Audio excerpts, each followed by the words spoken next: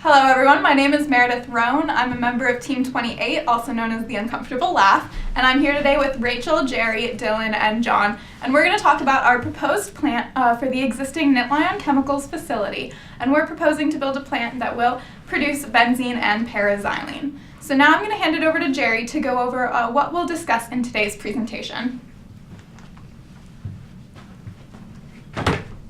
So now I'm going to talk about the outline that this presentation will go over. The analysis of the plant will focus on the design purpose of the plant, fee specification of the plant.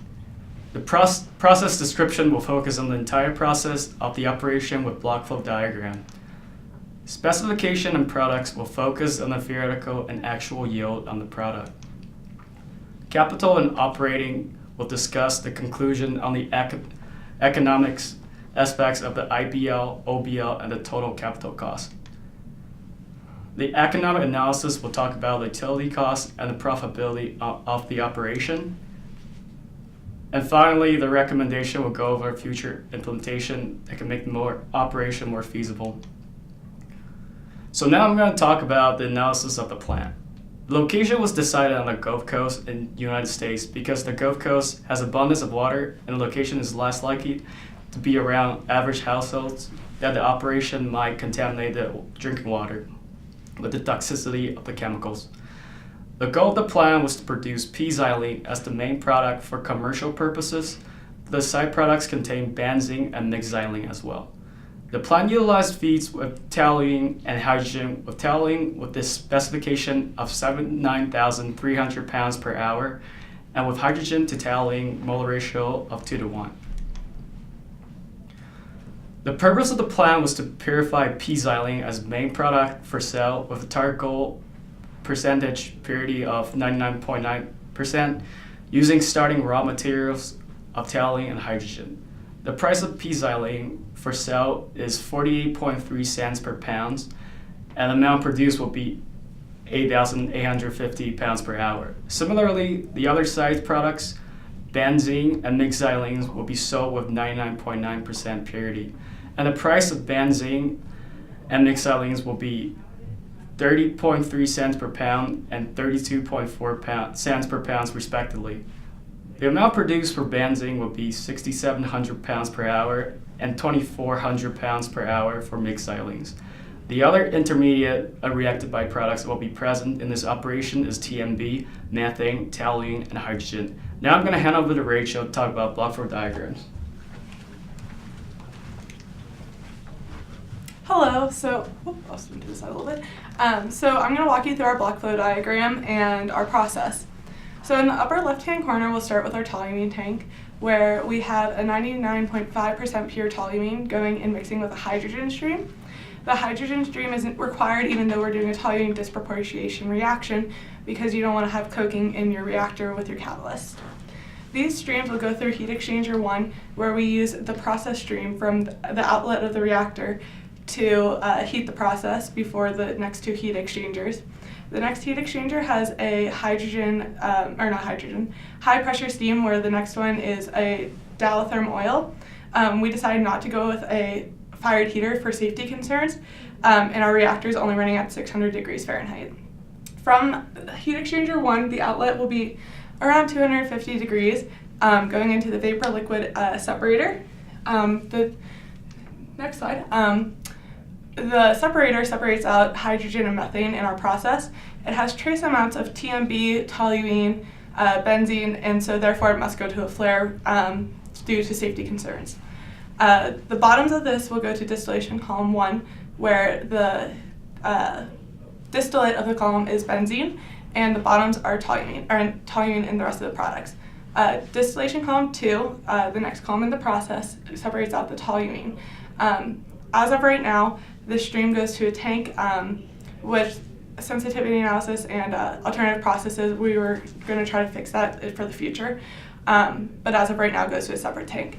Distillation column 3 is for TMB, and the bottoms of this column go to a waste stream as of right now, where the distillate goes to the absorption tower.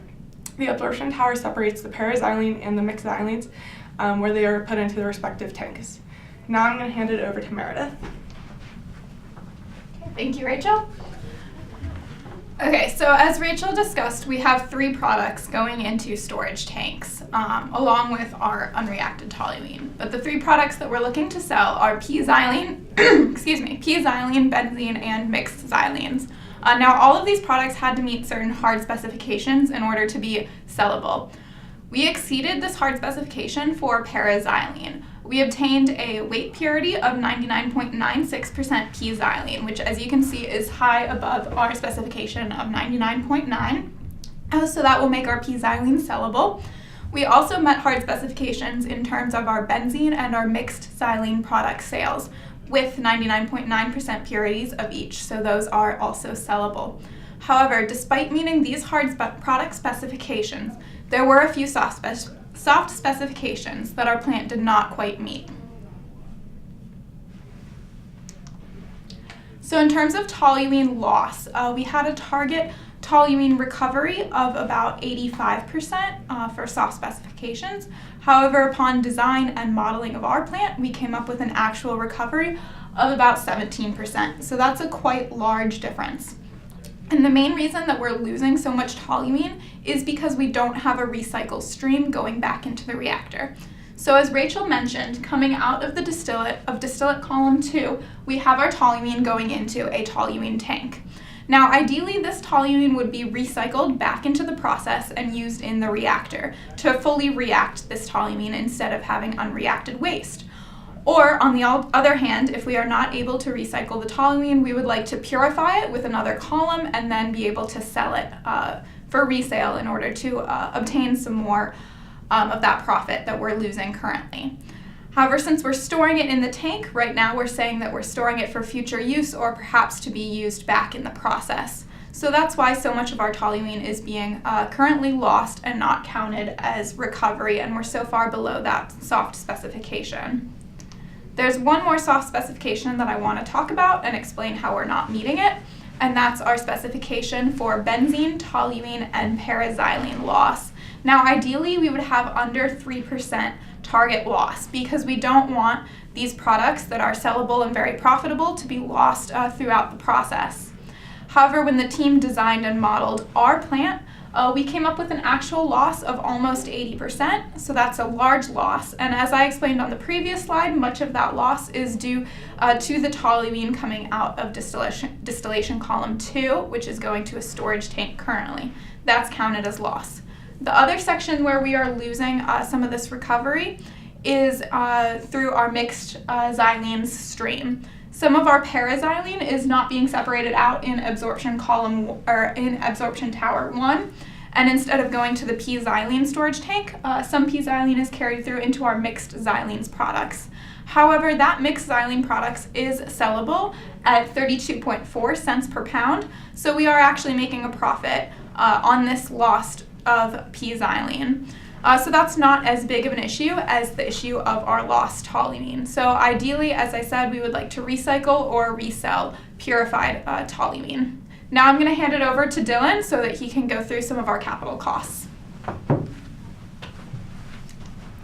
So the plant's total capital cost was estimated to be around $110 million. 49% of these costs came from our IBL equipment, 12% came from our OBL equipment, 13% came from miscellaneous and catalyst costs, and 26% came from contingency and escalation. Our IBL equipment was estimated using Aspen's economic analyzer, which accounted for the equipment costs as well as the total direct installation costs. Our OBL equipment consisted of site development, utilities, raw materials and product storage, and environmental considerations. And these were estimated using several adjustment equations based off of sample plant data as well as inflation rates. Our miscellaneous costs consisted of team costs, which were 8% of the TCC, startup costs, which were made up of 7% of the TCC, and other associated costs, which were 5% of the TCC. We also based our catalyst costs off of $42 per pound with a loading weight of 26,700 pounds of catalyst. Finally, we used an escalation rate of 2.8% over a 4-year period, as well as a project contingency rate of 20%. In addition to these capital costs, I'm going to hand it over to John to talk about more additional costs associated with the plant. So as Dylan spoke before about the capital costs associated with this plant, I'm going to tell you a little bit about the total ongoing costs, or also the fixed costs that this plant will experience. So to make the plant and make our desired product, we needed raw materials, utilities, and then other fixed costs such as insurance, taxes, and labor costs.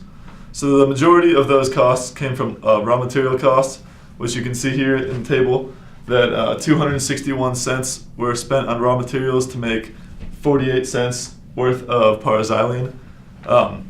That is the current market price of P-xylene. However, sources have shown that the price of P-xylene is projected to increase over the next decade, as it has been doing for the past 2 decades. So currently, our after-tax rate of return is negative 16.8%. That rate of return is calculated using a modified IRR, which takes into account interest rates and inflation rates, as opposed to the normal IRR, which does not include interest rates. So as we are clearly experiencing a loss on the rate of return, we would hope that as the market price of P-xylene increases, this would make the plant more profitable and produce more revenue, so that we're not going to lose as much money as we'd be losing. The current cash flow of this plant is estimated to be negative $2.03 billion over the course of a 15-year life. So clearly this is not a feasible setup as we have it currently. One of those costs that was associated with the fixed costs is the cost of utilities. Those utilities are used to heat and cool streams throughout the process. If you can see here in the figure on the left, that shows a heat exchanger. That is one of the heat exchangers that is in our process, and that is a process where we might be heating streams that we need to be hotter, or cooling streams that we need to be cooler. The figure on the right here shows the amount of utilities that are used throughout the process. The significant portion of the pie chart is the Dow-therm heating oil. That is used to heat our feed that is going into the reactor, which makes up the significant portion of the cost. It's averaging about $3 million per year. Then the next closest cost would be steam. So you can see here the high pressure steam, low pressure steam, and then medium pressure steam. Those are also some significant utility costs that the plant is experiencing. So overall, to try to minimize those costs and reduce the amount that we're spending on heating and cooling, we looked into ways that we could try to recycle the process streams, where we could use hot streams to heat cooler streams, and then cool streams to heat hotter streams, or to cool hotter streams. Sorry. So we actually use that in a few places throughout our process. Our outlet stream of the reactor, which you can see here is stream 7, that goes into heat exchanger 1, where it's used to heat stream 3 that is going into the heat exchanger. And then so that stream 8, which is the reactor outlet, will actually be cooled because it's going to be doing the heating of stream 3 to 4 there through the heat exchanger. That's one way that we reduced cost in our plant, and a way to make this to minimize our utility costs throughout the plant would be to implement that same science elsewhere. The majority of the plant costs were actually spent on raw materials, which you can see here made up 95% of our costs. This is a significant source of future improvement, as things like taxes, labor costs, insurance, and administrative costs aren't really areas that could be changed. We're not going to be able to change the tax laws and rewrite ways that we want, although that would be ideal. And then finding a way to recycle the toluene and hydrogen, or purify them to be resold, that would be a significant way that we could save money. And then Dylan's going to tell you a little bit about how we use those ideas to make some recommendations for the future. So we have 4 main recommendations for our xylene plant. The first one is to add recycle streams for our hydrogen and toluene. Currently, we only purge the hydrogen that comes off of our VLE column, and we store the toluene that comes out of our second distillation column because it isn't pure enough to sell.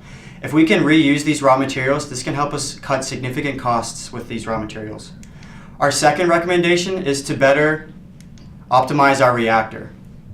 Currently, we have a 20% conversion rate of toluene, and we would ideally like it to be around 30% conversion to better match pilot reactor data. Our third recommendation is to incorporate purification processes to our waste streams.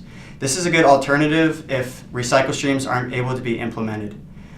If we can't reuse our raw materials, at least we will be able to purify them and potentially sell them to others, using these profits to either acquire more raw materials or put them elsewhere into the plant. Doing this will make an additional profit for the plant of $106 million a year. Our last recommendation is to come up with better pricing or better sourcing options. For example, if an existing knit line chemical company has a process that produces toluene as a waste stream, we could potentially source that raw material to use as our own. So in conclusion, our plant isn't economically feasible at the moment. All of these recommendations are geared towards reducing raw material costs. Like John said, 95% of our operating costs are geared towards trying to get raw materials. And if we implement these recommendations, this will help our plant become more economically feasible. Thank you for your time today, and this is all we have.